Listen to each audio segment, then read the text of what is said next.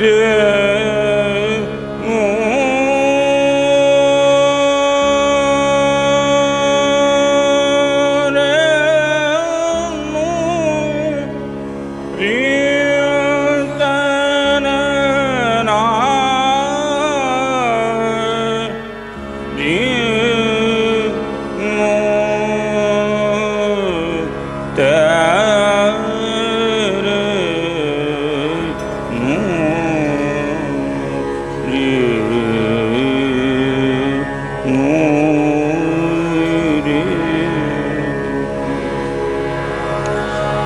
कृष्ण नाम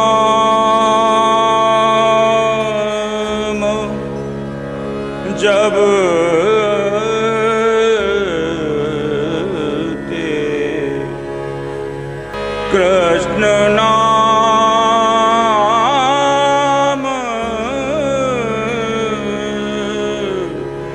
जब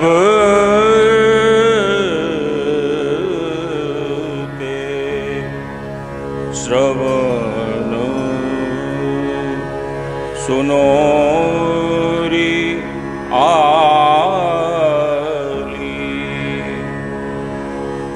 भूल री भवन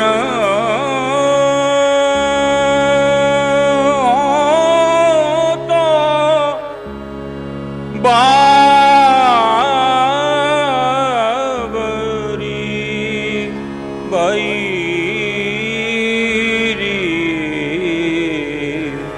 कृष्ण नाम कृष्ण नाम कृष्ण नाम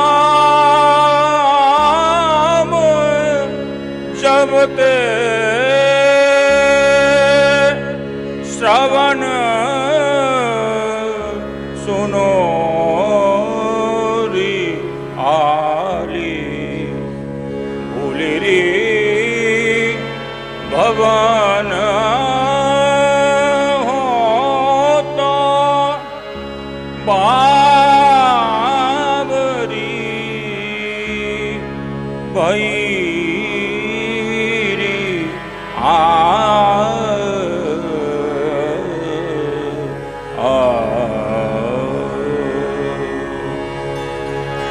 वसुदेव सुतं देवं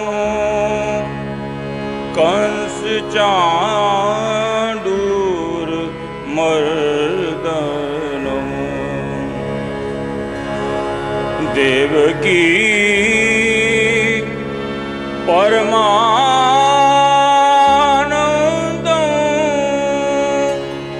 कृष्णं वंदे जगद्गुरु।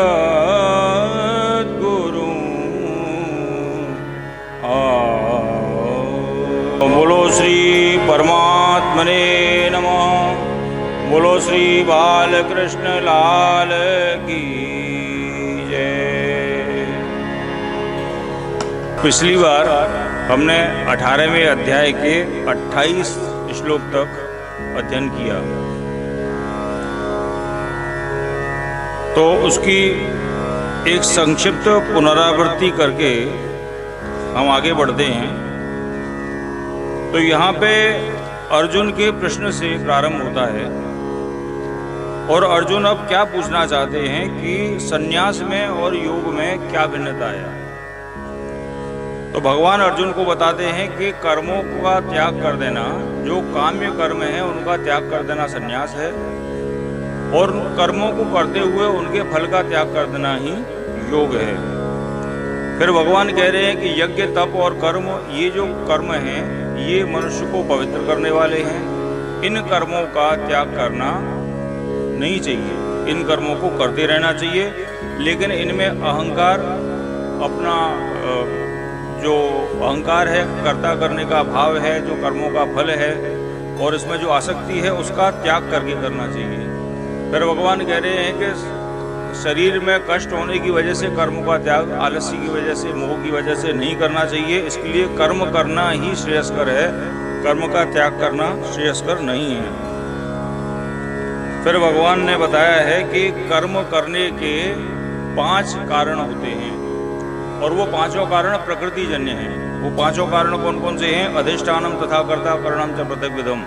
ये शरीर, इस शरीर में 5 तन्मात्राएं, 5 इंद्रियां, ज्ञानेंद्रिय, कर्मेंद्रिय, मन, बुद्धि, अहंकार, और जो इनकी चेष्टाएं हैं और जो इनका जो कारण शरीर है, जो स्वभाव है, वो इनका कर्म करने के कारण है, ये हेतु हैं। इन हेतुओं की वजह से हम कर्म में प्रवृत्त होते हैं। उसके बाद में भगवान कह रहे हैं कि हम कर्म में प्रवृत्त होने तो होते हैं, लेकिन उनकी हमें प्रेरणा कहाँ से मिलती है?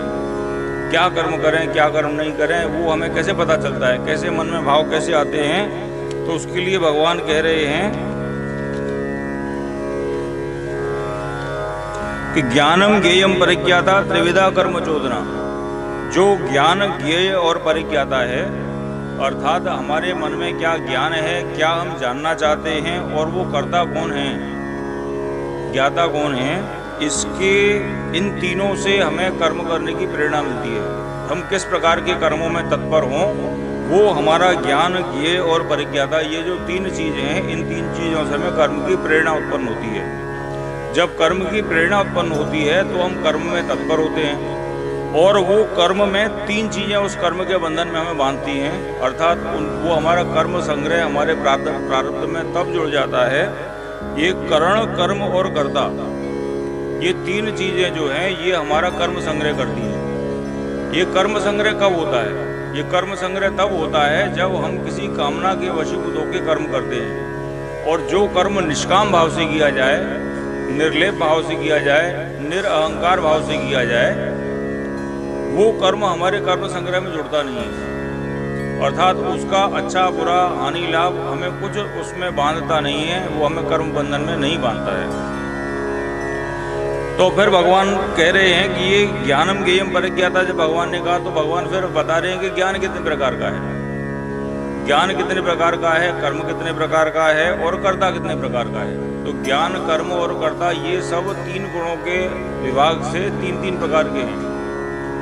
और फिर हमने कर्ता 3 प्रकार के करके वहाँ तक हमने पिछली बार किया कि 3 प्रकार के कर्ता होते हैं। अब भगवान बता रहे हैं कि 3 प्रकार की बुद्धि होती है, 3 प्रकार की धृति होती है, और 3 प्रकार के सुख होते हैं। उसके बाद में फिर भगवान बताएंगे कि स्वभाव नियत कर्म क्या होता है। तो ब्राह्मण, क्षत्रिय, वैश्य, शूद्र, इन सबके अपने अपने स्वभाव से नियत कर्म है, वो उनके स्वाभाविक कर्म है, स्वाभाविक धर्म है। अगर वो नहीं भी करेंगे तो उनकी प्रकृति उनको बलपूर्वक उसमें नियोजित करेगी। तो ये भगवान प्रकार बताते हैं। फिर भगवान कह रहे हैं कि जो मनुष्य इन कर्मों से अपनी आसक्ति हटा के कर्म करता है, जो मेरे परायण हो जाता है, वो मुझे प्राप्त होता है। तो आज दूसरा जो इसका खंड है 18वें अध्याय का, वहाँ तक करेंगे। और तीसरे खंड में फिर भगवान अर्जुन को अपना अंतिम उपदेश देते हैं, उसको अपनी एडवाइस देते हैं, और फिर उससे कहते हैं कि देखो, जो भी ज्ञान था मैंने सब तुम्हें दे दिया, अब यथेच्छसी तथा कुरु। जितना ज्ञान था वो सब दे दिया, अब जो तेरी इच्छा हो वो कर। और वो कहने के बाद भगवान पूछ रहे हैं कि ये ज्ञान मैंने तुम्हें दिया है, लेकिन किसी मेरे गैर भक्त को, किसी अश्रद्धा वाले मनुष्य को ये ज्ञान मत देना। जिसको इस ज्ञान का अधिकार नहीं है उसके सामने ये ज्ञान तुम कहना भी मत, क्योंकि ये बड़ा गुह्यतम ज्ञान है। तू मेरा भक्त है, तू मेरा प्रिय है, इसके लिए मैंने ज्ञान तुमसे कहा है। इस ज्ञान का अधिकारी हर एक नहीं है। और फिर भगवान अंत में उससे पूछते हैं कि ये सब ज्ञान तुम्हें दे दिया, अब क्या तुम्हारे मन में कोई संशय है? क्या अभी कोई प्रश्न बाकी बचा है? तब अर्जुन कहते हैं कि नहीं प्रभु, अब मेरी जो है कोई संशय अब मेरे मन में नहीं है। नष्टो मोह स्मृतिर्लब्धा तत्प्रसादान में अच्युत स्थितोस्मि गत संदेह करिष्ये वचनम तद। अब मैं स्थित हूँ, अब मेरा कोई संशय नहीं है, कोई प्रश्न नहीं है, अब मैं सिर्फ आप जो कहोगे वो करूँगा। और ऐसा कह के फिर संजय उसको धृतराष्ट्र से अंतिम शब्द कह के, यत्र योगेश्वरो कृष्ण यत्र पार्थो धनुर्धर तत्र शीर विजयो भूत्वा ध्रुवा नीतिर मतिर्महमा, ये कह के भगवत गीता का संपूर्ण हो जाता है। तो आज हम इसका दूसरा खंड करेंगे, फिर अगली बार हम इसका तृतीय खंड करेंगे। और तृतीय खंड करने के बाद में यहाँ पे सब जितने भी सज्जनों ने भगवत गीता की है, सबके लिए एक भंडारा छोटा सा उसका आयोजन हम करके इसका पूर्ण यज्ञ का समापन कर देंगे। बोलो श्री बाल कृष्ण लाल की जय। तो अभी भगवान उवाच ही चल रहा है और भगवान 3 प्रकार के कर्ता बता के फिर आगे 3 प्रकार की बुद्धि बता रहे हैं। बुद्धिर्भेदम धृतिश्चैव गुणतस्त्रिविधं शृणु प्रोच्यमानम् अशेषेण पृथक्त्वेन धनंजय। हे धनंजय, अब तू गुणों के अनुसार बुद्धि और धृति के भी 3 प्रकार के भेद अलग अलग रूप से सुन, जो कि मेरे द्वारा पूर्ण रूप से कहे जा रहे हैं। तो ये 3 प्रकार की बुद्धि सात्विकी, राजसी और तामसी है। इसके क्या क्या गुण हैं ये भगवान आगे कह रहे हैं। प्रवृत्तिम च निवृत्तिम च कार्याकार्ये भयाभये बंधं मोक्षं च या वेत्ति बुद्धि सा पार्थ सात्विकी। प्रवृत्तिम च निवृत्तिम च, किस काम को करना चाहिए और किस काम को नहीं करना चाहिए, कहाँ पे हमें लगना चाहिए और कहाँ से हटना चाहिए, ये जो बुद्धि हमें बताती है, अर्थात जो हमारा विवेक है, जो हमें ये बताता है कि क्या हमारा धर्म है और क्या हमारा धर्म नहीं है, क्या अधर्म है, क्या कार्य करने योग्य है, कार्याकार्ये भयाभये, क्या कार्य करने योग्य है और क्या कार्य करने योग्य नहीं है, भय और अभय का जो हमें ज्ञान देती है। बंधम मोक्षम च या वेत्ति, जिस बुद्धि से हमें ये पता चलता है कि क्या हमें बंधन करने वाला है और क्या हमें मोक्ष देने वाला है, किस कर्म से हम संसार के बंधन में बंधेंगे और किस प्रकार के कर्म से हम संसार से मुक्त हो जाएंगे, इस प्रकार की जो बुद्धि है वो सात्विकी बुद्धि है। यया धर्मम अधर्मम च कार्यम चाकार्यमेव च अयथावत् प्रजानाति बुद्धि सा पार्थ राजसी। यया धर्मम अधर्मम च, जो धर्म और अधर्म को, कार्य और अकार्य को अयथावत् प्रजानाति, जो जैसा है उसको वैसा नहीं देखती, अर्थात जो धर्म अधर्म कार्य अकार्य को सही रूप से नहीं देख सकती, जो उसमें मिश्रण कर देती है, जिससे संशय पैदा होते हैं, डाउट कंफ्यूजन पैदा होते हैं, जो अयथावत आपको चीज़ें दिखाती है, वो जो बुद्धि है वो राजसी बुद्धि है।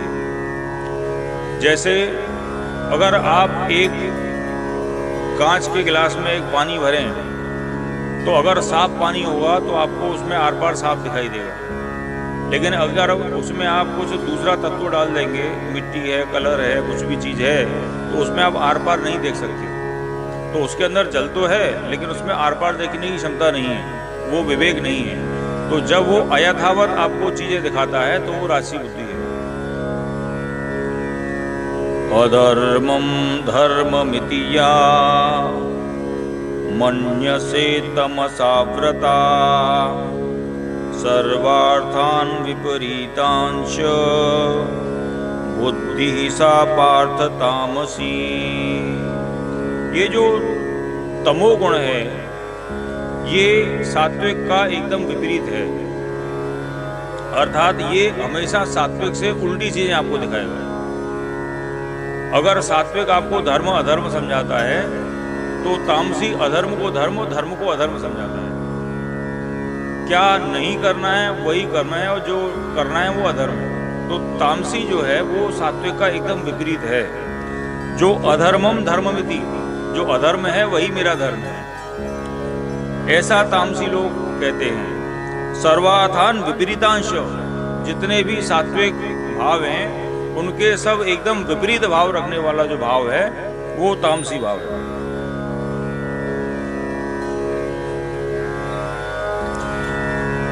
धृत्या यया धारयते मन प्राणेन्द्रिय क्रिया योगेनाव्यभिचारिण्या धृति सा पार्थ सात्विकी। तो अभी भगवान ने 3 प्रकार की बुद्धि समझाई और वो 3 प्रकार की धृति समझाते हैं। तो ये धृति क्या है? धृति का अर्थ है धारण करने की क्षमता, और इसको दूसरी तरह से हम इसको धैर्य भी कह सकते हैं। धारण करने की क्षमता क्या है कि हमारे मन में अनेकों विचार आते हैं, हमारी बुद्धि चलती है, लेकिन बुद्धि का स्थिर होना आवश्यक नहीं है। बुद्धि चंचल भी हो सकती है, एक क्षण में कुछ सोचती है और दूसरे क्षण में कुछ और सोचती है।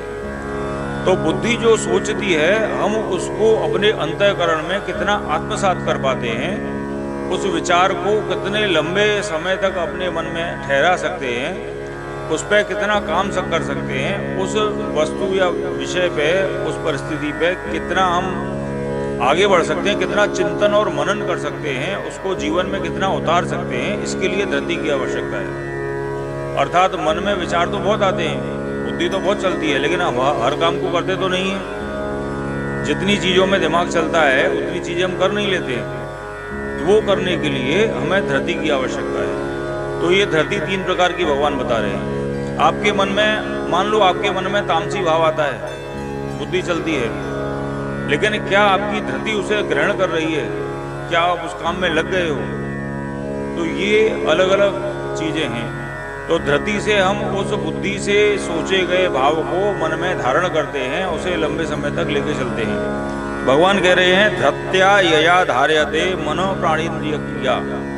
मन और प्राण की क्रिया को जिससे हम धारण करते हैं वो धृति है। योगेनाव्यभिचारिण्या धृति सा पार्थ सात्विकी।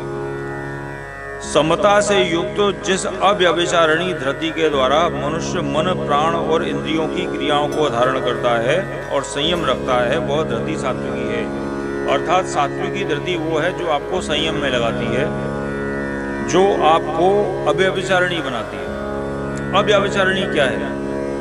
जिस प्रकार से एक पतिव्रता स्त्री एक ही पति का सेवन करती है, उसी प्रकार से जो अव्यभिचारिणी धृति है वो एक जगह स्थिर रहती है। वो बार बार जंपिंग, बार बार इधर से कूदी उधर से कूदी, कभी ये सोचा कभी वो सोचा, कभी एक ही चीज़ को पुण्य सोच लिया, उसी चीज़ को पाप सोच लिया। इस प्रकार से वो धृति नहीं है, वो स्थिर है।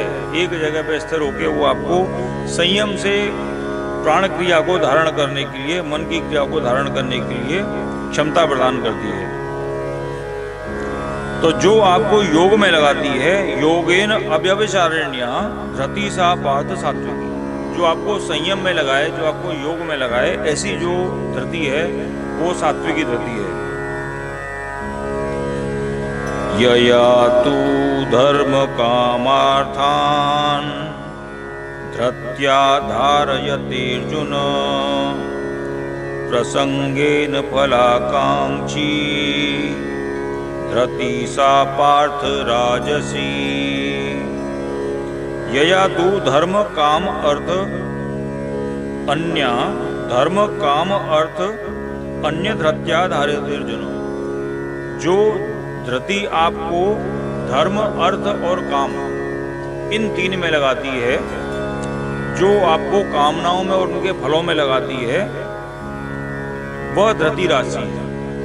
अर्थात पहले जो आप भगवान ने धृति बताई वो आपको मोक्ष में लगाने वाली है, और जो दूसरी आपको धृति बताई वो धर्म, अर्थ और काम में लगाने वाली है।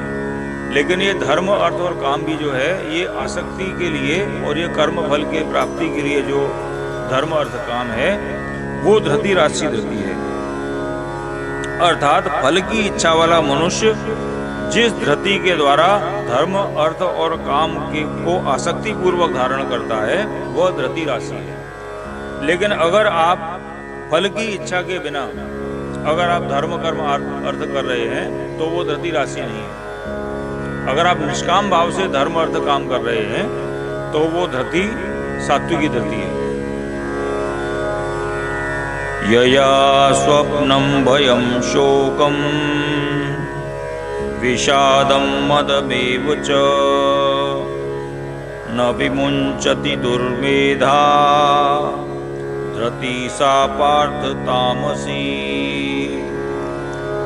हे पार्थ, दुष्ट बुद्धि वाला मनुष्य जिस धृति के द्वारा निद्रा, भय, चिंता, दुख और घमंड को नहीं छोड़ता और उसे धारण किए रहता है, वह धृति तामसी है। तामसी धृति जो है वो हमें दुष्ट बुद्धि प्रदान करती है। वो हमें निद्रा, भय, आलस, चिंता, घमंड, दुख, दोष आदि इन सब चीजों में लगाती है। और जब तक तामसी धृति हमारे मन में है तब तक हम इन चीजों को छोड़ेंगे नहीं। आलस को नहीं छोड़ेंगे, निद्रा को नहीं छोड़ेंगे। मन में आएगा सोते ही रहेंगे संडे को 12 बजे तक। ये तामसी धृति है। किसी न किसी का भय बना ही रहेगा, हमेशा सोने की आदत पड़ी रहेगी। ये तामसी धृति है। घमंड बना रहेगा अपने मन में, और ये सब दुख के कारण है। तामसी धृति आपको दुख में ले जाएगी। इसका परिणाम अच्छा नहीं है, कल्याणकारी नहीं है। क्योंकि तमोगुण जो है वो अज्ञान स्वरूप है। ये एकदम विपरीत ज्ञान है। ज्ञान के जो एकदम विपरीत अवस्था है वो तमोगुण है। सुखम त्विदानीं त्रिविधम शृणु मे भरतर्षभ, अभ्यासाद् रमते यत्र दुखान्तं च निगच्छति,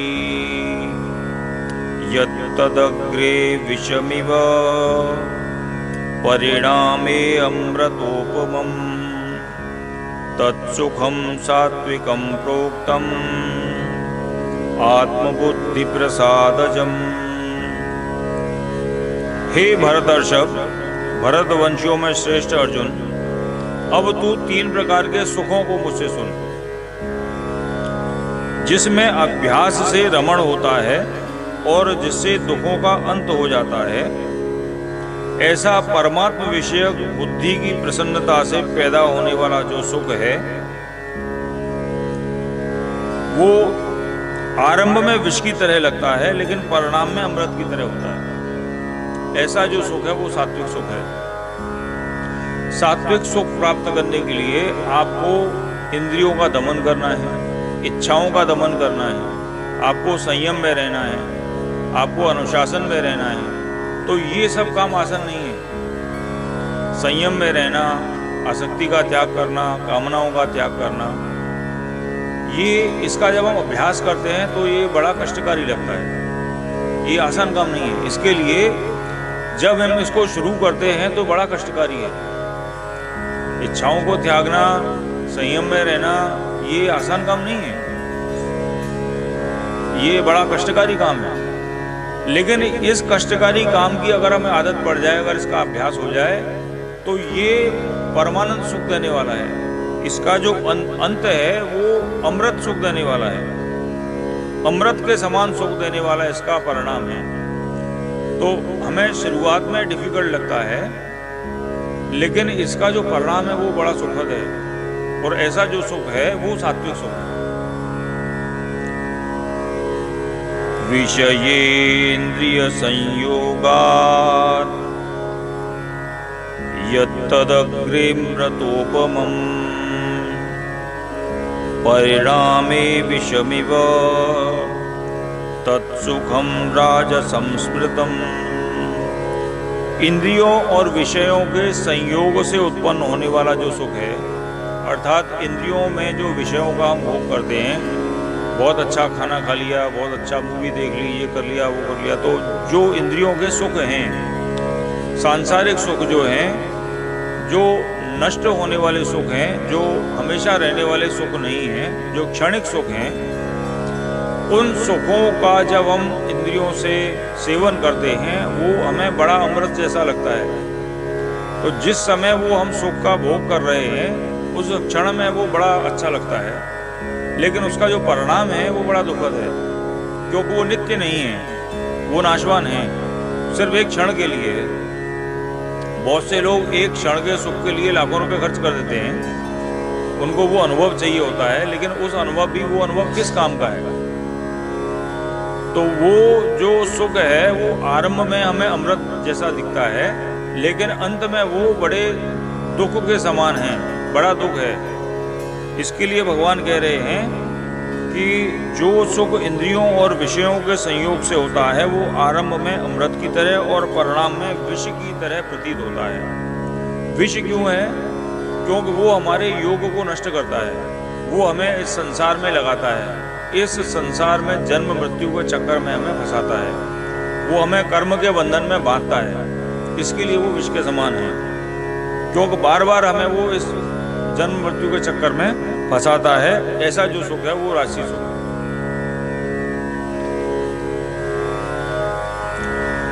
यदग्रे चानुबंधे च सुखम मोहनमात्मनः निद्रालस्य प्रमादोत्तम तत्तामसम उदाहृतम्। निद्रा, आलस्य और प्रमाद से उत्पन्न होने वाला जो सुख आरंभ में और परिणाम में दोनों को ही मोहित करने वाला है, वह सुख तामसी सुख कहा गया है। तमोगुण की जब वृत्ति आती है तो वो हमारे सतोगुण के विवेक और ज्ञान को ढक देती है और वो हमें एकदम विपरीत आभास देती है। और जिस प्रकार से आप समझ लीजिए कि कोई प्राणी नर्क में पड़ा हुआ है और वो नर्क में भी सुख की अनुभूति कर रहा है, वो उसमें भी प्रसन्न है, वो अज्ञानी है, उसको ये नहीं पता कि वो नर्क में है, वो नर्क में रहते हुए नर्क में ही प्रसन्न है। तो ये तमोगुण है। कोई व्यक्ति दिनों रात सो रहा है, उसको सोने में ही आनंद है, उसे ये नहीं पता कि इससे उसका जीवन नष्ट हो रहा है, उसका परमार्थ नष्ट हो रहा है, कोई फायदा नहीं होगा उसको, लेकिन वो उसी में प्रसन्न है। ऐसा जो सुख है वो तामसी सुख है, जिसका आरंभ और अंत उसको पता ही नहीं है कि सुख क्या है। वो दुख में पड़ा है लेकिन उसको लग रहा है कि शायद ये दुख ही उसका सुख है। जिसको ऐसा ज्ञान है, जिसको सुख और दुख का वास्तविक ज्ञान ही नहीं है, यदग्रे चारुबंधे च सुखम मोहनम आत्मनः, जो आत्मा को जिसने मोह लिया है, जिसने उसके ज्ञान को ढक दिया है, ऐसा जो भ्रम होने वाला है, जैसे प्रकाश के ढकने पर आलस्य और निद्रा आती है, तामसी मनुष्य को निद्रा, आलस्य और प्रमाद इन तीनों से सुख मिलता है। जब वो किसी की बुराई करेगा, किसी से ईर्ष्या करेगा, वही उसका सुख है। दूसरों की बुराई करना, किसी की निंदा करते रहना, प्रमाद करते रहना, झगड़ा करते रहना, यही उनके सुख का मूल है। हालांकि इसका कोई भगवान ने ये नहीं बताया कि आरंभ में अमृत है या अंत में अमृत है। न तो आरंभ में अमृत है, न तो अंत में अमृत है। ये तो विष ही विष है, शुरू से आखिरी तक विष ही विष है। इसमें न तो शुरू में कोई सुख है और न अंत में कोई सुख है, लेकिन वो जिस स्थिति में है बस उसको उसी में सुख मिल रहा है। निद्रा में, आलस्य में, प्रमाद में, इसी में उसको सुख मिल रहा है। तो ये उसका मोह है, ये उसका अज्ञान है, ये उसका अविवेक है। वो उस लेवल से ऊपर उठ ही नहीं पाया। उसने तो राजसी सुख भी नहीं लिया, उसने तो इंद्रियों का सुख भी नहीं लिया, उसने तो कर्मों का सुख भी नहीं लिया। वो तो सिर्फ निद्रा में और आलस्य में ही पड़ा हुआ है। जो व्यक्ति आलसी होगा उसको तो कर्मेंद्रिय का सुख भी नहीं मिलेगा। बिना आलस्य के आप किसी कामना से कर्म भी नहीं करोगे, कामना भी नहीं करोगे, सिर्फ सोते रहोगे, आलस्य करते रहोगे। ऐसा व्यक्ति कोई पुरुषार्थ भी नहीं करेगा। पुरुषार्थ भी क्या करेगा? प्रमाद का पुरुषार्थ करेगा। सिर्फ दूसरों को देखेगा, जलन करेगा, निंदा करेगा और बिना पुरुषार्थ किए हुए निद्रा और आलस्य में पड़ा रहेगा। वो खुद कुछ काम नहीं करेगा, लेकिन दूसरे जो कर रहे हैं उनसे द्वेष करेगा, उनकी निंदा करेगा। ऐसा जो व्यक्ति है, प्रमादी मनुष्य जो है, वो तमोगुणी मनुष्य है। ये आसुरी स्वभाव है। तमोगुण स्वभाव जो है वो आसुरी लोगों का स्वभाव है। ऐसे लोग असुर हैं। न तदस्ति पृथिव्यां वा दिवि देवेषु वा पुनः सत्वं प्रकृतिजैर्मुक्तं यदेभिः स्यात्रिभिर्गुणैः।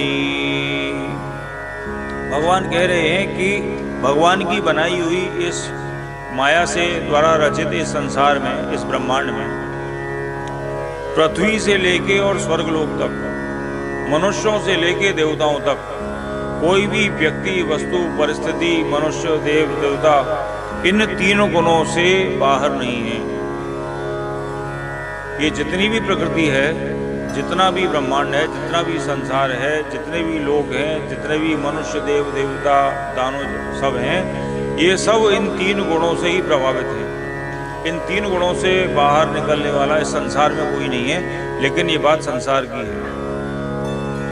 जो भगवान का भक्त है वो इन 3 गुणों से ऊपर उठ चुका है।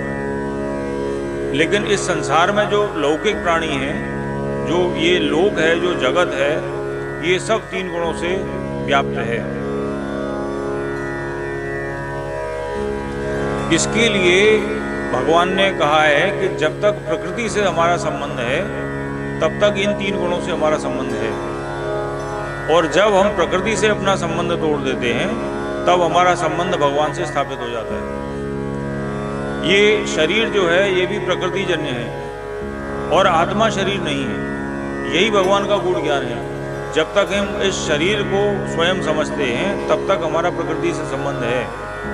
ये सांसारिक कर्मों में जो लगाने वाला है ये शरीर है, इंद्रियां हैं, मन बुद्धि अहंकार है, और ये सब प्रकृति के जन्य हैं। आत्मा जो है वो अकर्ता है। और भगवान ने पिछले श्लोक में कहा था कि जो मनुष्य आत्मा को करने वाला समझता है वो दुष्ट बुद्धि है।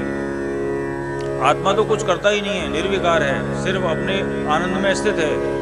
ये जो कुछ भी कर्म हम कर रहे हैं, इस कर्म की जो प्रेरणा मिल रही है, इस कर्म का संचय भी जहाँ हो रहा है, ये सब प्रकृति के अधीन है। और जब तक हम इस प्रकृति से अपना संबंध बना के रखते हैं तब तक हम इन 3 गुणों के अधीन कर्म कर रहे हैं। इसके लिए भगवान ने पहले भी कहा है कि ये 3 गुण ही आपस में बरत रहे हैं। जो ये देखता है और जो अपनी आत्मा में स्थित है वही ज्ञानी है। अब भगवान यहाँ पे कह रहे हैं कि जो ब्राह्मण, क्षत्रिय, वैश्य और शूद्र हैं उनके अपने अपने स्वभाव के अनुसार नियत कर्म है, और नियत कर्म करना ही अपना धर्म है। तो वो कैसे भगवान कह रहे हैं आगे हम देखते हैं। ब्राह्मण क्षत्रिय विशाम शूद्राणां च परन्तप कर्माणि प्रविभक्तानि स्वभाव प्रभवैर्गुणैः। हे परन्तप, ब्राह्मण, क्षत्रिय, वैश्य और शूद्र, इनके कर्म स्वभाव से उत्पन्न हुए 3 गुणों के द्वारा विभक्ति किए गए हैं। तो भगवान यहाँ पे कह रहे हैं कि चारों वर्णों की जो व्यवस्था बनाई है ये गुण और कर्म के विभाग से बनी है। अब अगर कुछ लोग यहाँ पे ये शंका रख सकते हैं कि अगर कर्म से ही विभाग बना है तो जाति को जन्म से क्यों माना जाता है। तो ये जो हमारा कर्म है ये संचित होता है। एक जन्म के कर्म दूसरे जन्म तक जाते हैं, और जो हमारा स्वभाव है, जो हमारा कारण शरीर है स्वभाव, वो भी एक जन्म से दूसरे जन्म तक जाता है। तो जो अनेक जन्मों के संचित कर्म हैं, जो हमारा प्रारब्ध बनता है, उस प्रारब्ध के अनुसार ही हमारा अगला जन्म होता है। तो अगर हमारे पूर्व जन्म के कर्म ब्राह्मण के हैं, क्षत्रिय के, वैश्य, शूद्र के हैं, तो जैसे हमारे संचित कर्म होंगे वैसा ही हमारा अगला जन्म होगा। लेकिन इसका तात्पर्य ये नहीं है कि ये जन्म जो हमें मिला है इसमें हम अपने कर्मों से अपना प्रारब्ध बदल नहीं सकते। इस जन्म में अगर आप कर्म करते हैं तो इस जन्म के कर्म भी आपके संचित हो जाएंगे, उसी के अनुसार आपके अगले जन्म होंगे।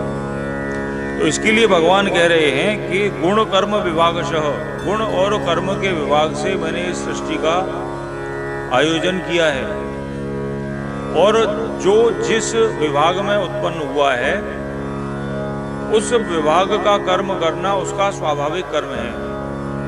उदाहरण के तौर पे एक वैश्य के लिए बिजनेस करना उसका एक स्वाभाविक कर्म है। वो कर्म उसको जन्म से ही उसको पता है कि बिजनेस कैसे करना है, व्यवसाय कैसे करना है। ब्राह्मण के लिए वेद पाठ करना और ज्ञान देना उसका स्वाभाविक कर्म है। ये कर्म करने के लिए उसे कोई विशेष प्रयत्न करने की आवश्यकता नहीं है। वो अगर ब्राह्मण के घर में पैदा हुआ है तो जो संस्कार उसे मिले हैं इस जन्म के और पूर्व जन्म के उन संस्कारों के अनुरूप वो अपना स्वाभाविक कर्म, उसका ज्ञान अर्जन ही है, और ज्ञान का अर्जन करना और ज्ञान देना, उसका ज्ञान जो है वही उसका मुख्य कर्म है, उसका स्वाभाविक कर्म है। इसी प्रकार से शासन करना, प्रजा की रक्षा करना, पालन करना, ये क्षत्रिय का धर्म है। युद्ध लड़ना, ये धर्म के लिए युद्ध करना, ये क्षत्रिय का कर्म है। और बाकी के तीनों वर्णों की सेवा करना, ये शूद्र का धर्म है। इन धर्मों में कुछ भी बड़ा छोटा नहीं है। ऐसा नहीं है भगवान ये करें कि ये ज़्यादा श्रेष्ठ है कि वो ज़्यादा श्रेष्ठ है। सभी अपने अपने वर्ण अपने आप में श्रेष्ठ हैं। और एक चीज़ और भगवान यहाँ पे कह रहे हैं कि भगवत प्राप्ति के लिए सभी वर्ण अधिकारी हैं। प्राणी मात्र, भले ही वो मनुष्य हो या मनुष्य नहीं हो, जीव मात्र भगवान की प्राप्ति का अधिकारी है, समान रूप से अधिकारी है। ऐसा नहीं है कि ब्राह्मण जो है उसको ज़्यादा अधिकार है और शूद्र को कम अधिकार है, ऐसा कुछ नहीं है। भगवत प्राप्ति के अधिकारी सभी जीव समान रूप से हैं। और ऐसे प्रमाण अनेक जगह पे आए हैं जहाँ पे अन्य जीवों ने भी भगवत प्राप्ति की है। जो मनुष्य देह में नहीं है उन्होंने भी भगवत प्राप्ति की है, और जो मनुष्य देह में रह के भी निम्न जाति से हैं उन्होंने भी भगवत प्राप्ति की है। तो भगवत प्राप्ति के मार्ग में भगवान कोई अड़चन नहीं बता रहे हैं। ऐसा नहीं है कि आप ब्राह्मण बनोगे तो भी आपकी मुक्ति होगी, ऐसा कुछ नहीं है। आप जिस रूप में हो, जिस धर्म में हो, जिस वर्णाश्रम में हो, उसी में आप भगवत प्राप्ति के लिए आगे बढ़ सकते हो। कोई बंधन नहीं है, भगवत प्राप्ति के लिए कोई बाधा नहीं है। जिस किसी भी आप वर्णाश्रम में हो उसमें आप रह के भगवत प्राप्ति का प्रयत्न कर सकते हो। ब्राह्मण क्षत्रिय वैश्याम शूद्राणाम च परंतप कर्माणि प्रविभक्तानि स्वभाव प्रभवे गुणैः। इसके लिए भगवान कह रहे हैं कि कर्म और स्वभाव के अनुसार भगवान ने ये 4 प्रकार की सृष्टि की है। अब इसमें चारों के क्या क्या स्वभाव हैं वह भगवान बता रहे हैं। शमो दमस्तपः शौचम शांतिरार्जवमेव च ज्ञानम विज्ञानमास्तिक्यम ब्रह्म कर्म स्वभावजम।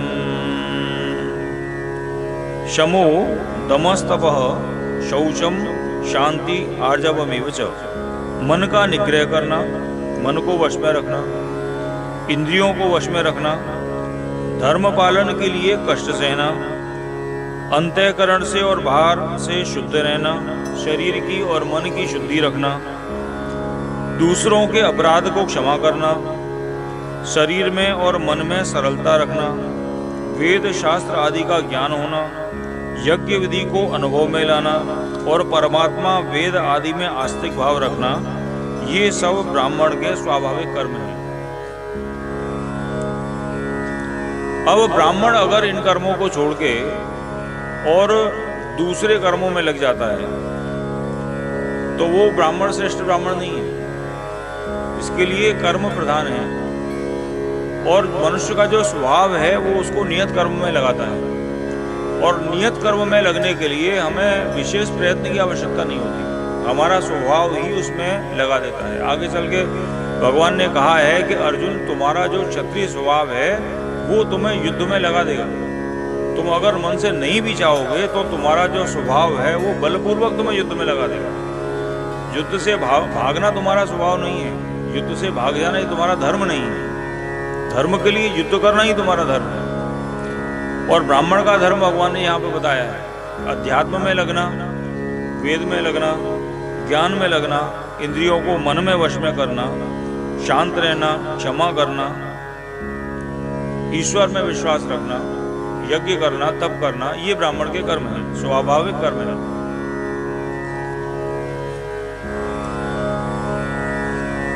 और ये स्वाभाविक कर्म मनुष्य में तब तक शुद्ध बने रहेंगे जब तक कि उसका वंशावली शुद्ध हो। लेकिन आजकल जो हम देख रहे हैं कि अगर वंशावली शुद्ध नहीं है तो वो स्वाभाविक कर्म भी स्वाभाविक नहीं रहेंगे, वो स्वाभाविक चीज भी अस्वाभाविक हो जाएगी, मिश्रित हो जाएगी। शौर्यं तेजो धृतिर्दाक्ष्यं युद्धे चाप्यपलायनम् दानमीश्वर भावस्य क्षात्रं कर्म स्वभावजम्। शूरवीरता, तेज, धैर्य, प्रजा के संचालन की विशेष चतुरता, युद्ध में पीठ न दिखाना, दान करना और शासन करने का भाव रखना, ये सब क्षत्रिय के स्वाभाविक कर्म हैं। एक क्षत्रिय में ये गुण होने चाहिए, ये उसका स्वभाव है। कृषि गौरक्ष वाणिज्यम वैश्य कर्म स्वभावजम परिचर्यात्मकं कर्म शूद्रस्यापि स्वभावजम। खेती करना, पशुपालन करना, व्यापार करना, उद्योग करना, व्यापार करना, ये सब वैश्य के स्वाभाविक कर्म हैं। और चारों वर्णों की सेवा करना, ये शूद्र का स्वाभाविक कर्म है। अब भगवान ने अनेक जगह पे कहा है कि समस्त जीवों में मैं समान रूप से विद्यमान हूं। इस चीज को हमें इससे कंफ्यूज नहीं करना चाहिए, ये संशय नहीं रखना चाहिए कि भगवान सब में विद्यमान है, ये सत्य है। लेकिन सब जीवों के गुण कर्म अलग अलग हैं और उन गुण और कर्मों के और स्वभाव के अलग अलग होने से जो उनके साथ लोक व्यवहार है वो भिन्न है।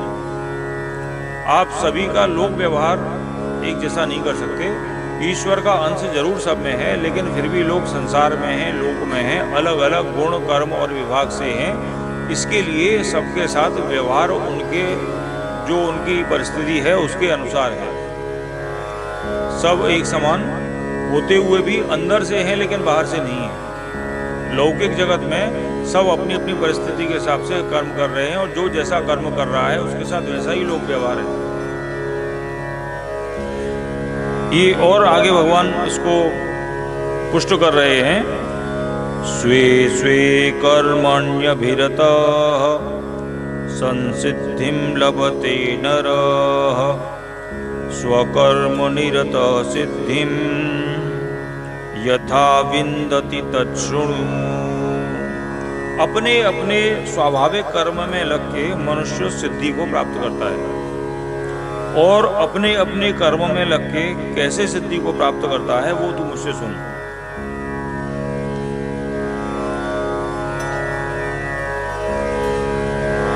यत प्रवृत्तिर्भूतानां येन सर्वमिदं ततं स्वकर्मणा तमभ्यर्च्य सिद्धिं विन्दति मानव। यतः प्रवृत्तिर्भूतानां येन सर्वम इदं ततम्। जिस परमात्मा से संपूर्ण प्राणियों की उत्पत्ति हुई है, जिससे ये समस्त संसार जिससे व्याप्त है, उस परमात्मा का अपने कर्म के द्वारा पूजन करके मनुष्य सिद्धि को प्राप्त होता है। अर्थात भगवान यहाँ क्या कह रहे हैं कि कर्म ही पूजा है। अगर आप अपना कर्म श्रेष्ठता के साथ कर रहे हैं, जो भी आपका नियत कर्म है, जो आपका शास्त्र के अनुसार जो आपका कर्म है, जो आपका धर्म है, उस धर्म को, उस कर्तव्य को, उस नियत कर्म को, उस स्वाभाविक कर्म को अगर आप श्रेष्ठता से कर रहे हैं तो ये ईश्वर की पूजा ही है। और आप अपने कर्मों से ईश्वर को पूज रहे हैं। भगवान कह रहे हैं कि स्वकर्मणा तमभ्यर्च्य। ऐसा ईश्वर, कौन सा ईश्वर? यतः प्रवृत्तिर्भूतानां येन सर्वमिदं ततम्। जिस ईश्वर से ये समस्त संसार निकला है, समस्त प्राणी जो कुछ भी संसार में है, जो उस ईश्वर से निकला है, ऐसे ईश्वर की पूजा किससे कर रहे हैं? स्वकर्मणा, अपने कर्मों से। तमभ्यर्च्य, उसकी पूजा अपने कर्मों से करके सिद्धिं विन्दति मानव। ऐसा मनुष्य सिद्धि को प्राप्त हो जाता है। ये इसका एक उदाहरण स्वामी राम सुखदास जी कह रहे हैं कि जब हम इस भाव को प्राप्त होते हैं कि इस संसार में जो कुछ भी है वो सब ईश्वर से ही व्याप्त है। और भगवान की आरती में एक लाइन आती है कि तेरा तुझको अर्पण क्या लागे मेरा। अर्थात संसार में जो कुछ भी संसाधन है वो सब ईश्वर का ही है, और वो ईश्वर का साधन मैं ईश्वर को ही दे रहा हूँ, तो इसमें मेरा कुछ नहीं है। तो ईश्वर ने ही मुझे जन्म दिया है, ईश्वर ने ही मुझे कर्म करने की शक्ति दी है, ईश्वर की प्रेरणा से ही मैं कर्म कर रहा हूँ, और जो कुछ भी मैं कर रहा हूँ वो ईश्वर को ही समर्पित करके कर रहा हूँ। तो ये जो भाव रखने वाले लोग हैं वो अपने कर्म से ईश्वर की पूजा कर रहे हैं, वो कर्म भी ईश्वर की पूजा है। आप मंदिर मत जाओ, यज्ञ मत करो, लेकिन जो भी आपका कर्म है वो अगर आप परफेक्टली कर रहे हो तो आप अपने कर्म से ईश्वर की पूजा कर रहे हो। उदाहरण के तौर पे अगर आप एक अध्यापक हो, आप एक वकील हो, आप एक डॉक्टर हो, और आप अपने स्टूडेंट के लिए, अपने क्लाइंट के लिए, अपने मरीज के लिए आप एकदम परफेक्ट काम करके देते हो, बिना किसी कपट के, ईमानदारी के, मेहनत से उसका काम करके देते हो, उसके हित में काम करते हो, तो ये जो कर्म है, ये जो कर्म है ये पूजा है। लेकिन अगर आप अपने छात्र के साथ कपट करते हो, आप अपने मुवक्किल के साथ धोखा करते हो, एक डॉक्टर होके आप अपने मरीज के साथ छल करते हो, तो ये कर्म अधर्म है, ये कर्म करने योग्य नहीं है, ये कर्म पूजा नहीं है। और अगर आप एक डॉक्टर हो और इलाज करते समय आप ये सोच रहे हो कि कैसे भी मैं इस मरीज को बचा लूँ, फिर भी वो मरीज मर जाता है, तो वो पाप आपको नहीं लगेगा, क्योंकि आप उस मरीज की जान बचाने के लिए लगे हुए हो। आप अपनी क्षमता के अनुसार जो कुछ भी बेस्ट हो सकता है, जो श्रेष्ठ हो सकता है, वो श्रेष्ठ कर्म आप कर रहे हो। तो ऐसे में अगर आप उसके शरीर का अंग काट भी देते हो, उसका ऑपरेशन कर देते हो, कुछ बाहर निकाल देते हो, तो वो आपके लिए पाप नहीं है, वो आपके लिए पुण्य है, क्योंकि आप उसके हित के लिए, उसकी जान बचाने के लिए काम कर रहे हो, उसको मारने के लिए नहीं। लेकिन अगर आप किसी मरीज को धोखा देके किडनी निकाल लेते हो तो वो पुण्य नहीं है, वो पाप है, महापाप है, भयंकर पाप है। आप जानबूझ के किसी छात्र को फेल कर देते हो, जो छात्र पास होने के लायक है, लेकिन आप उससे कपट रख के, द्वेष रख के उसको फेल कर देते हो जानबूझ के, वो पूजा नहीं है, वो कर्म पूजा नहीं है। लेकिन अगर आप धर्म पूर्वक कर्म कर रहे हो तो वो ऐसा कर्म ये किया जो है वो ईश्वर की पूजा है। आप वकील हो, चार्टर्ड अकाउंटेंट हो, अपने क्लाइंट के साथ ईमानदारी से पूर्वक काम करके आप उसका भला करते हो, तो वो पूजा ही है, इसके अलावा कुछ नहीं है। लेकिन अगर आप अपने क्लाइंट के साथ धोखा करते हो तो वो अधर्म है। तो भगवान ये कह रहे हैं कि स्वकर्मणा तमभ्यर्च्य, अगर आप ईमानदारी से काम कर रहे हो तो आप ईश्वर की पूजा ही कर रहे हो। श्रेयान् स्वधर्मो विगुण परधर्मात् स्वनुतिष्ठितात् स्वभावनियतं कर्म कुर्वन्नाप्नोति किल्बिषम्। श्रेयान् स्वधर्मो विगुणः, जो मेरा स्वाभाविक धर्म है, जो मेरा स्वाभाविक कर्म है, अगर उसमें कुछ दोष भी है तो भी वो श्रेयस्कर है। और परधर्मात् स्वनुतिष्ठितात् स्वभाव नियतम कर्म कुर्वन्नाप्नोति किल्बिषम्। कारण यह है कि स्वभाव से नियत किए हुए धर्म, स्वधर्म रूप कर्म को करता हुआ मनुष्य पाप को प्राप्त नहीं होता। जो कर्म आपका धर्म है, जैसे अगर क्षत्रिय का धर्म युद्ध लड़ना है, धर्म के स्थापना के लिए युद्ध लड़ना उसका धर्म है, तो ऐसा युद्ध लड़ना पाप नहीं है। धर्म की स्थापना के लिए अगर आप युद्ध लड़ रहे हो, लोक कल्याण के लिए आप युद्ध लड़ रहे हो, हिंसा भी कर रहे हो, तो ऐसी हिंसा जो है वो पाप नहीं है, वो भी धर्म ही है।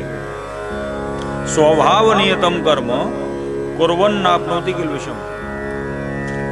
इसके लिए अगर आप अपने स्वभाव के अनुसार अगर कर्म कर रहे हो तो आप पाप को प्राप्त नहीं हो। इसके लिए मनुष्य को जो अपना स्वभावगत कर्म है उसे नहीं छोड़ना चाहिए। जो आपका नियत कर्म है वो नहीं छोड़ना चाहिए, वो निश्चित रूप से करना चाहिए, क्योंकि अगर आप नहीं भी करोगे तो आपका स्वभाव उसको बलपूर्वक आपको उस कर्म में लगा देगा। सहजम कर्म कौन्तेय सदोषमपि न त्यजेत् सर्वारंभा हि दोषेण धूमेनाग्निरिवाव्रता। सहजम कर्म कौन्तेय, हे कुंती नंदन, दोष युक्त होने पर भी सहज कर्म का त्याग नहीं करना चाहिए। पिछली बार मैंने उदाहरण दिया था कि अगर कोई जल्लाद है और उसका धर्म फांसी देना है तो वो कर्म दोष युक्त होते भी उसका धर्म है, इसके लिए उसे करना है और उसका दोष उसे नहीं लगेगा, क्योंकि उस शासन के आदेश का पालन करना और जिसको सजा बुली है उस सजा को अनुपालन करना उसका धर्म है। भले ही उस कर्म में दोष है लेकिन वो दोष युक्त होते हुए भी उसका धर्म है और ऐसा धर्म करना उसका पाप उसे नहीं लगेगा। इसके लिए भगवान कह रहे हैं कि दोष युक्त भी अगर आपका सहज कर्म है तो उसका त्याग नहीं करना चाहिए, क्योंकि संपूर्ण कर्म, जितने भी कर्म हैं संसार में, उन सब कर्मों में कोई न कोई दोष है। ऐसा तो कोई कर्म है ही नहीं जिसमें कोई भी दोष ना हो, तो फिर तो आदमी कोई कर्म करेगा ही नहीं। तो इसके लिए जो भी आपका सहज कर्म है वो सहज कर्म दोष युक्त भी है तो भी आपको वो करना चाहिए। इसमें महत्वपूर्ण बात यह है कि ये दोष उत्पन्न कहाँ से होता है। दोष उत्पन्न तब होता है जब हम उस कर्म को स्वार्थ से करते हैं, अपने सिर्फ भले के लिए करते हैं, दूसरे की पीड़ा के लिए करते हैं, या अपने अहंकार से करते हैं, दिखावे के लिए करते हैं। जब हम उसे राजसी और तामसी गुणों के वशीभूत होकर हम कर्म करते हैं तब उसमें दोष हमें लगता है। लेकिन जब हम निष्काम रूप से लोक कल्याण की भावना से अपने धर्म का पालन करने के लिए हम कर्म करते हैं तब उसका हमें दोष नहीं लगता है और ऐसा कर्म हमें बंधन में बांधता नहीं है। असक्त बुद्धि सर्वत्र जितात्मा विगत स्पृह नैष्कर्म्य सिद्धिं परमां संन्यासेनाधिगच्छति। जिसकी बुद्धि सब जगह से आसक्ति रहित है, असक्त बुद्धि, असक्त बुद्धि ही सर्वत्र जितात्मा विगत स्पृह, जिसने स्वयं को अपने वश में कर लिया है और जिसने स्पृहा को त्याग दिया है, जिसको किसी से ईर्ष्या लालच कुछ भी नहीं है, वह मनुष्य सांख्य योग के द्वारा सर्वश्रेष्ठ नैष्कर्म्य सिद्धि को प्राप्त हो जाता है। अर्थात ऐसा मनुष्य सब कुछ करता हुआ भी कुछ नहीं करता है, सब कुछ करता हुआ भी किसी कर्म के दोष का भागीदार नहीं है, उसे नैष्कर्म्य सिद्धि कहते हैं। यानी आप सब कुछ करते हुए भी किसी भी कर्म के लिए उत्तरदायी नहीं है, ये नैष्कर्म्य सिद्धि है।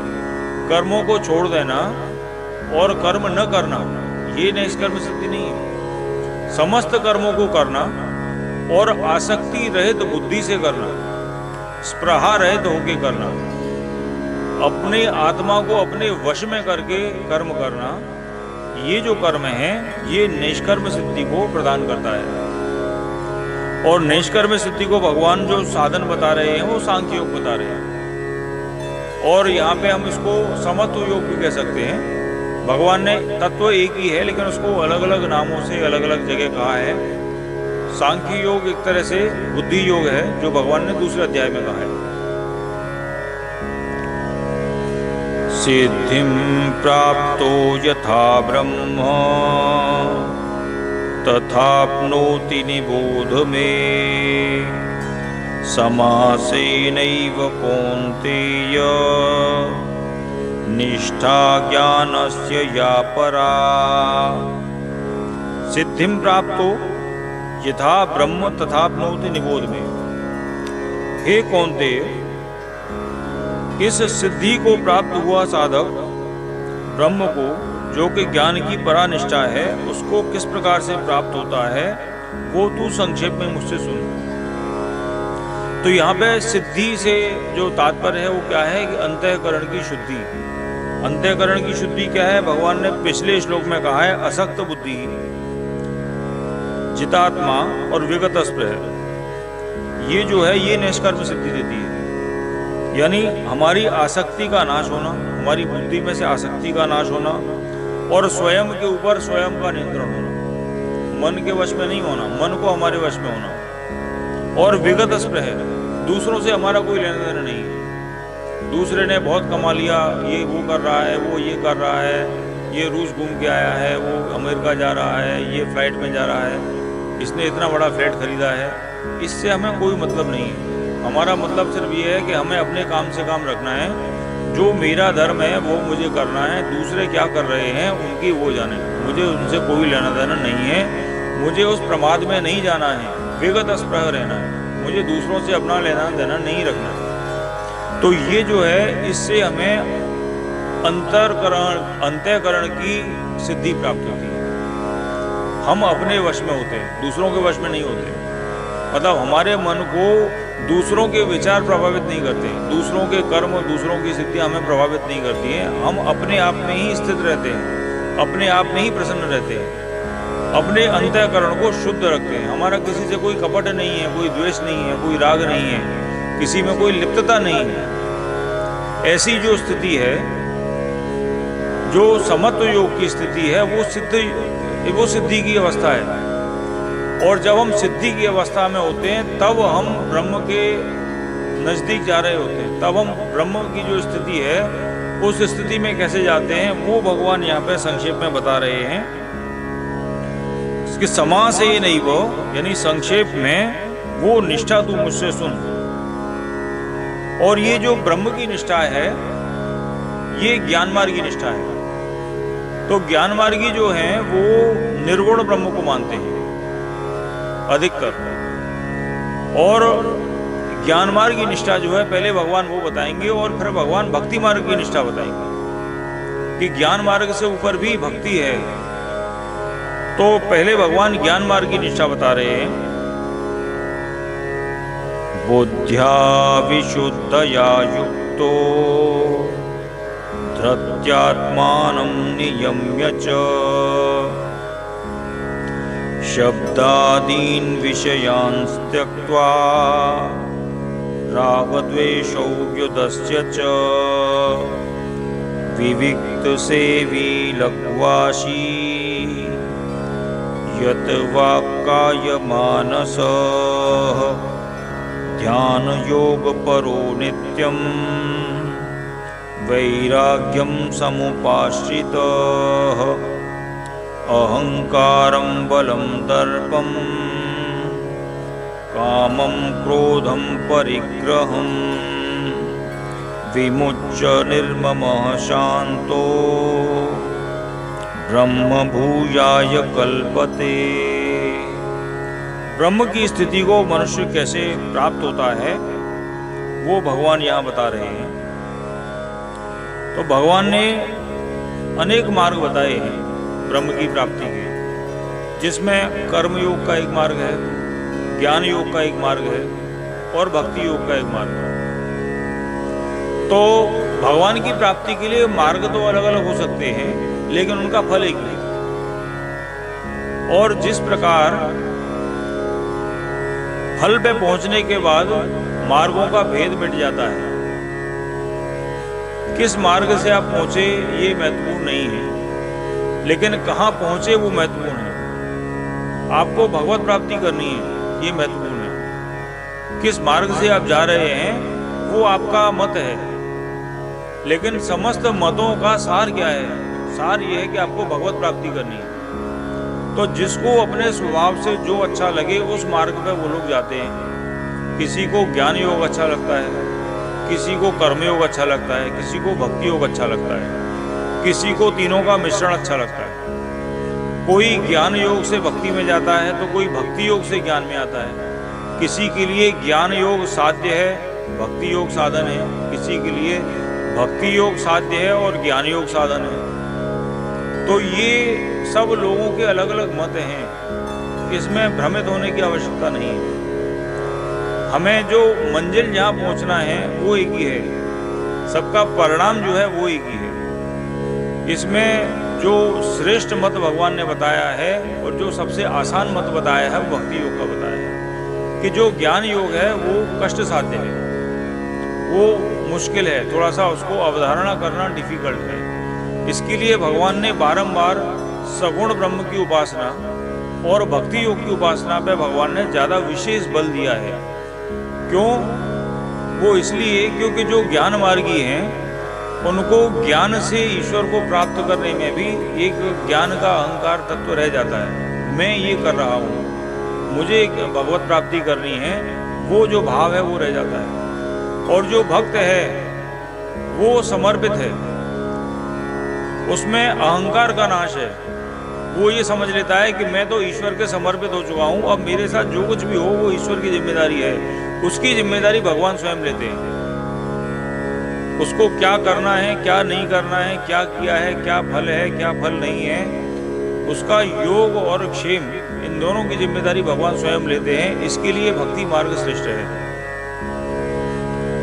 तो भगवान ने यहाँ पे कहा है बुद्धिया विशुद्धया युक्तो। पहले ब्रह्म की प्राप्ति कैसे होती है वो भगवान बता रहे हैं कि जो विशुद्ध सात्विकी बुद्धि से युक्त होकर, वैराग्य के आश्रित होकर, एकांत का सेवन करने वाला और नियमित भोजन करने वाला साधक धैर्य पूर्वक इंद्रियों का नियमन करके, शरीर, वाणी और मन को वश में करके, शब्द, स्पर्श, रूप, रस, गंध इत्यादि का त्याग करके और राग द्वेष को छोड़कर निरंतर ध्यान योग के परायण हो जाता है।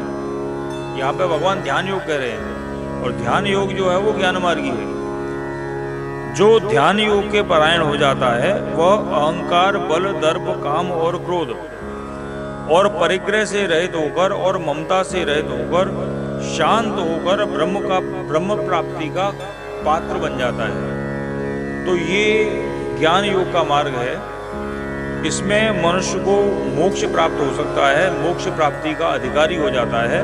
और इसके ये भगवान ने सब मार्ग बताए हैं। बुद्धि को शुद्ध करना, वैराग्य में आश्रित होना, एकांत का सेवन करना, नियमित भोजन करना, इंद्रियों का दमन करना, शरीर, मन, वाणी को वश में रखना, इंद्रियों के जो विषय हैं उनको वश में रखना, राग द्वेष इत्यादि को छोड़ देना, और जो मन के विकार हैं, अहंकार है, बल, दर्प, काम, क्रोध, परिग्रह, इनका सबका त्याग कर देना, ममता का त्याग कर देना, आसक्ति का त्याग कर देना। ऐसा जो मनुष्य है वो शांति अवस्था को प्राप्त होता है और वो ब्रह्म प्राप्ति का अधिकारी होता है। अब इसका परिणाम क्या है? इसका परिणाम ये है कि ऐसा जो व्यक्ति ज्ञानी, अगर ऐसे ज्ञानी को भक्ति का संस्कार हो तो वो मेरी पराभक्ति को प्राप्त करता है। और ज्ञान योग से जो मोक्ष के लिए जो अधिकारी हैं और जो भक्ति के अधिकारी हैं, उनमें अंतर भगवान ये बता रहे हैं कि जो ज्ञानी हैं वो जो मुक्ति प्राप्त करने के इच्छुक हैं और मुक्ति के अधिकारी हैं, वो भगवान में विलीन हो जाते हैं। अर्थात उनकी जो आत्मा है वो भगवान में विलीन हो जाती है। जैसे एक जल की बूंद समुद्र में आप डालेंगे तो वो समुद्र में विलीन हो जाएगी, फिर उस बूंद को आप ढूंढ नहीं सकते। उसी प्रकार जो ज्ञानी हैं वो मोक्ष के द्वारा भगवान में विलीन हो जाते हैं और उनको फिर आप उनकी पुनर्स्थिति नहीं हो सकती। लेकिन जो भक्त हैं उनको भगवान का सायुज्य प्राप्त होता है, उनको भगवान की सेवा प्राप्त होती है। और वो जो आनंद है वो सदचित आनंद है, वो निरंतर रहने वाला अनंत आनंद है। आपको अनंत रूप से भगवान के साथ में रहने का अवसर मिलता है। वो भक्त है, भगवान के चरण कमलों की सेवा मिलती है, वो भक्ति है। इसके लिए भक्त जो है वो मोक्ष नहीं चाहता है, भक्त भगवान का सायुज्य चाहता है, भगवान के साथ उनकी लीलाओं का आनंद लेना चाहता है, वो भक्ति मार्ग है। तो पहले भगवान ने ज्ञान योग बताया है कि जो ज्ञानी हैं वो इस प्रक्रिया से, इस स्थिति से मुक्ति के अधिकारी होते हैं, मोक्ष के अधिकारी होते हैं।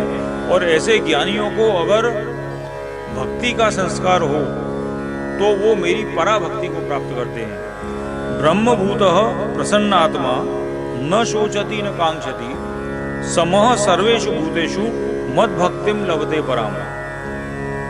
ब्रह्म रूप बना हुआ प्रसन्न मन वाला जो साधक है, जो न किसी के लिए शोक करता है और न किसी की इच्छा करता है, ऐसा संपूर्ण प्राणियों में समभाव वाला साधक मेरी पराभक्ति को प्राप्त हो जाता है।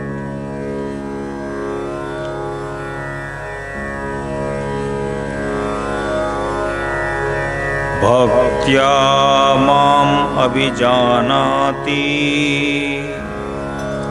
यावन् यस्यास्मि तत्त्वतः ततो मां तत्त्वतो ज्ञात्वा विशते तद अनंतरम।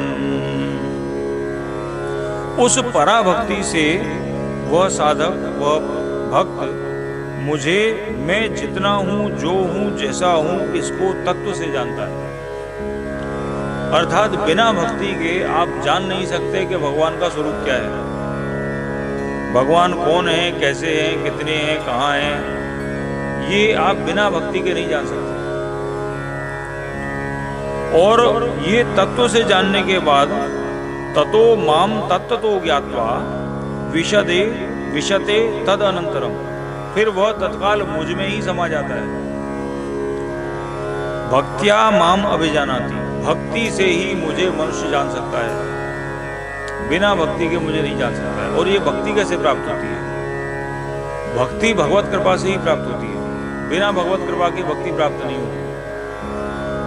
जब आपके संस्कार भक्ति के होंगे और आपके ऊपर भगवत कृपा होगी तो वो आपको भक्ति का संस्कार देगा, और भक्ति के संस्कार आपको सत्संग से मिलेंगे। जब आप सत्संग करेंगे तो आपको भक्ति का संस्कार प्राप्त होगा। बिन सत्संग विवेक न हुई, राम कृपा बिन सुलभ न सोई। बिना राम जी की कृपा के आपको सत्संग नहीं मिलेगा, और जब तक सत्संग नहीं मिलेगा तब तक आपको भगवत प्राप्ति नहीं होगी। और एक बार आपने भगवान को अगर तत्व से जान लिया तो यहाँ पे भगवान को तत्व से जानने के लिए भगवान ने अपने स्वरूप का वर्णन 7वें अध्याय के अंत में और 8वें अध्याय के शुरू में भी किया था कि साधि भूता दैवम माम साधि यज्ञम च ये विदु। भगवान ने अपनी 8 प्रकार के जो अंग हैं वो बताए थे कि मेरे 8 अंग हैं, वो कौन कौन से। तो वो भी भगवान कह रहे हैं कि जो मेरा भक्त है वही मेरे संपूर्ण रूप को जान सकता है कि मैं कौन हूँ, क्या हूँ, कैसा हूँ और कैसे स्थित हूँ। और एक बार जो मुझे तत्व से जान लेता है उसकी स्थिति मुझ में हो जाती है।